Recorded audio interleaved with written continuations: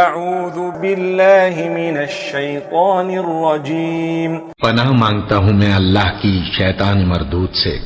ولا تصل على احد منهم مات ابدا ولا تقم على قبره انهم كفروا بالله ورسوله وماتوا وهم فاسقون۔ اور اے پیغمبر، ان میں سے کوئی مر جائے تو کبھی اس کے جنازے پر نماز نہ پڑھنا اور نہ اس کی قبر پر جا کر کھڑے ہونا، یہ اللہ اور اس کے رسول کے ساتھ کفر کرتے رہے اور مرے بھی تو نافرمان ہی مرے۔ ولا تعجبك اموالهم واولادهم انما يريد الله ان يعذبهم بها في الدنيا وتزهق انفسهم وهم كافرون۔ اور ان کے مال اور اولاد سے تعجب نہ کرنا، ان چیزوں سے اللہ یہ چاہتا ہے کہ ان کو دنیا میں عذاب کرے، اور جب ان کی جان نکلے تو اس وقت بھی یہ کافر ہی ہوں۔